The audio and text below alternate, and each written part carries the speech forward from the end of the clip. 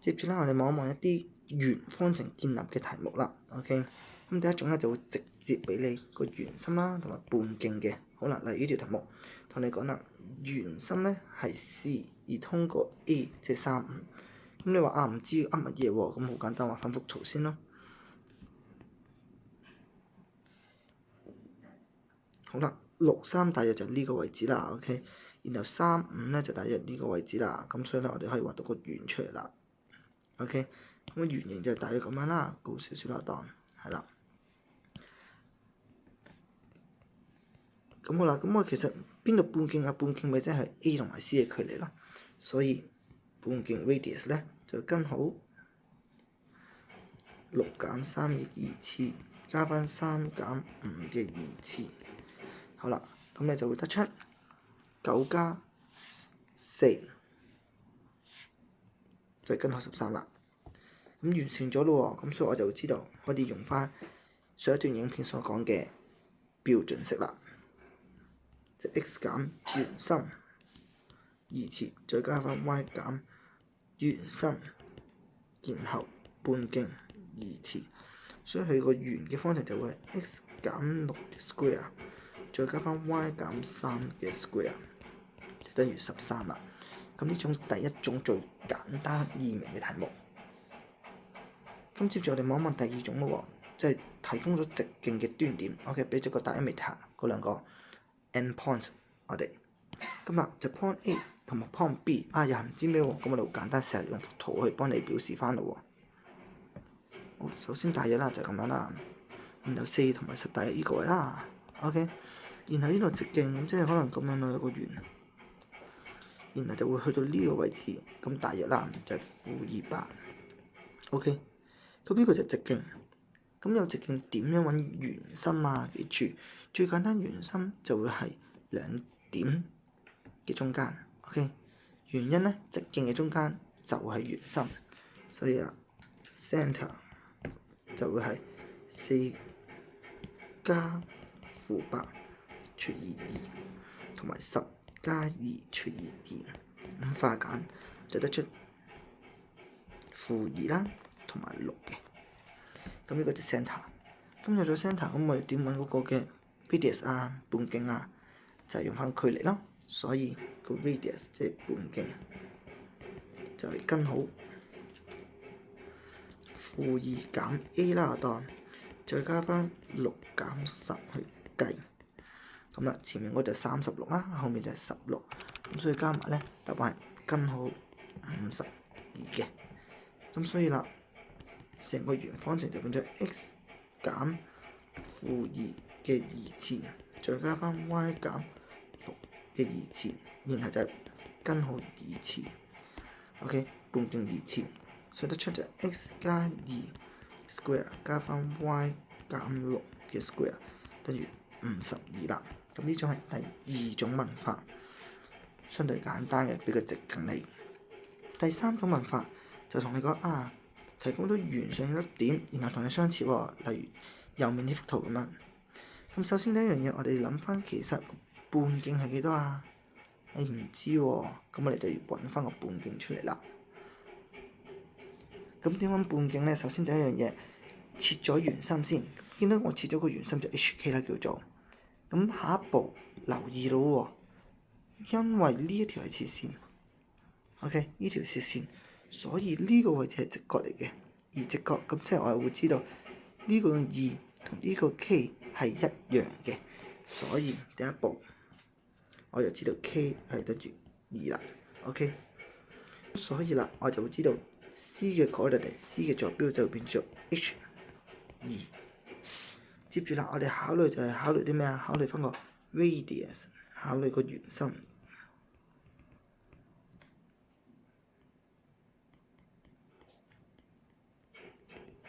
OK， 考慮翻個半徑。咁半徑嚟講係咪真係 BC 同埋 AC 啊？呢兩條線係應該會一樣嘅喎。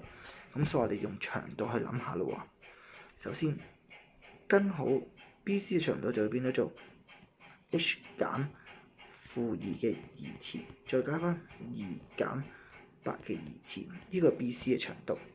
下一步就係 CA 嘅長度，同一個道理用翻距離公式，就會發現 h 減0嘅2次，再加翻2減2嘅2次。好啦，咁我哋化簡呢條公式咯。咁點樣化簡啊？最簡單，根號同根號約咗佢，然之後將佢展開去啦，裏面就會變咗做 h 2次加 4h 加4，2減8係6，咁變成36啦。手面 h 2次，而2減2係0，所以冇咗。仲有 h 2次同 h 2次就減去，得翻咧 4h 係等於翻-40，所以 h 等於翻-10。咁我哋就會知道成個嘅 C 咧就會係-10同埋2啦。咁接住呢個位係半徑嚟㗎嘛，咁所以呢個長度咪10咯。所以最後佢圓方程就會 x 減翻-10嘅2次，再加翻 y 減翻2嘅2次，係等於半徑10嘅2次。所以最後答案我就會寫成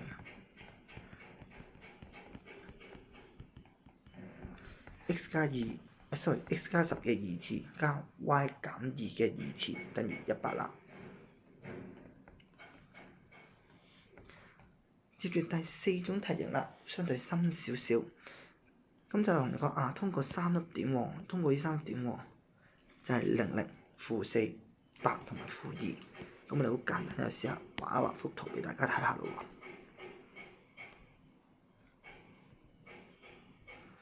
-4零喺度，00喺度，8 -2大約喺呢度。OK， 咁今次屬於低少少嘅，咁我哋咁樣畫啦。咁所以咧，成個圓咧就應該大約係咁樣嘅。Sorry 啊。OK， 大約咁樣啦。我當呢個位拉翻個少少，差唔多噶啦。或者將呢個拉高啲啦，冇所謂嘅，呢個唔係重點。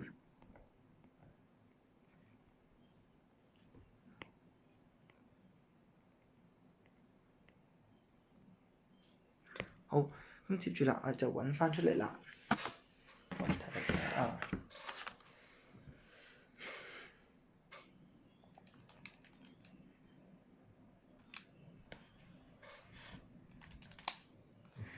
啱啦，最快嘅方法咧，可以咁樣做嘅，因為其實做過一次嘅，你可以用比例去計嘅。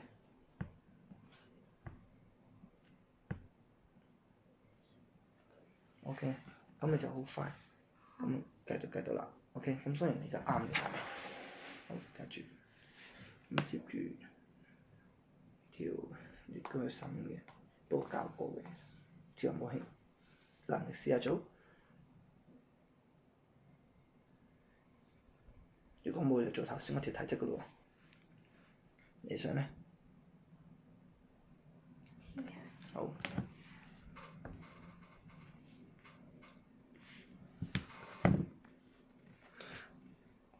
咁我哋繼續睇翻嗰個圖咯喎。咁咧，首先呢一樣嘢，我會代最簡單嘅點。OK， 通過呢3粒點嘅話，最簡單嘅做法就係設一般式，然後 D、E、F 3粒點代翻落去。OK， 好啦，咁第一步試一試咯喎。先代最簡單00落去，咁你見到0 2次加0 2次加 D 乘以0加 E 乘以0再加 F。就等於0，所以 F 就等於0啦。接住代第二粒點，就會代-4 0入去，就變咗做-4 2次加0嘅2次加 D 乘以-4加 E 乘以0。咁 F 頭先係0啦，所以寫埋0落去。咁所以嗱就變咗做16減 4D 係等於0，所以 D 咧答案係4。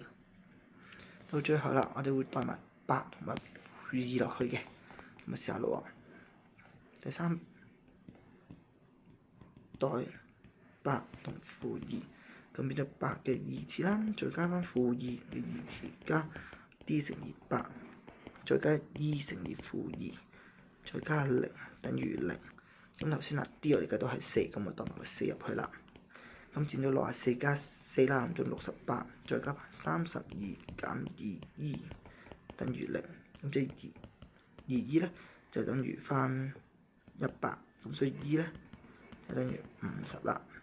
咁因此成條圓方程就點樣做啊？代翻落去咯 ，x 二次加 y 二次加 4x 加50y 等於0，咁就完成咗成條3點共圓嘅題目啦。好啦，接住第二個方法咧，我叫做利用垂直平分線 ，OK。垂直平分 ，OK， 憑呢個 bisector 嘅方法去諗 ，OK。好啦，咁首先點樣做呢條題目？而家冇圓心嘛，頭先嗰條題目我得3粒點啫嘛，冇圓心嘅話，咁我哋第一步就會切咗個圓心先，切圓心 C 啦，我哋叫做圓心 C。就 HK， 好啦，咁你就接住下第二步就利用半徑咯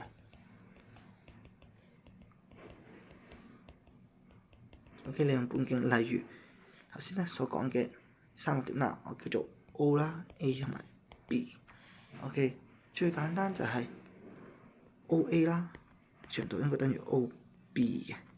sorry 講錯咗，唔好意思，係 CO。因為 C 係圓心，圓心同圓上面一點就係 CA 啦，或者 CO 係一樣嘅，咁所以同頭先上面嗰條一樣，用半徑 concept 去諗，就會變咗做 h 減0嘅二次加 k 減0嘅二次，會等於翻另一粒點係-4同埋0 ，h 減-4。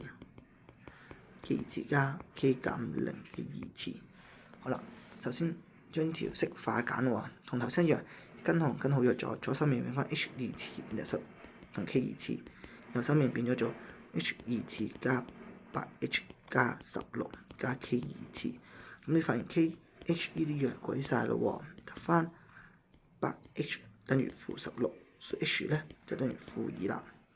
咁我哋考慮完呢兩個之後，我哋又可以考慮下 CO 等於 CB 咯喎，做法一樣嘅啫，跟好 h 二次，咁即係-2減0啦，再加翻 k 減0嘅二次，而 B 嘅坐標頭先我哋都知道啦，上面題目俾咗我哋就係8同-2，咁所以嗱-2減8同埋 h 減-2嘅二次。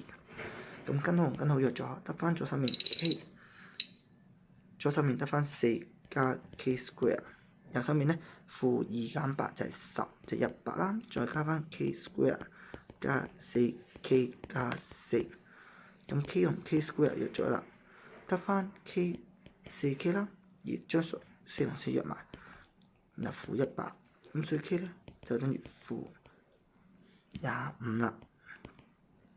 咁我哋揾晒兩個嘅長度之後，咁半徑都相對簡單。點解啊？因為半徑其實係呢條式，咁所以我哋將個 h 同埋 k 咧代翻入去，你就揾得到答案係-2嘅二次。半徑就係 h 嘅二次加 k 嘅二次，然後跟號啦，當然要，咁就變咗做629，咁所以最後答案就會係 x 減-2變咗 x 加2嘅二次，再加翻 y 減-25就變加25嘅二次，等於翻629啦。咁呢個咧就相對簡單嘅 level 1嘅題型，咁最主要就係提大家揾圓心，再用半徑去計翻就係揾得到個答案啦。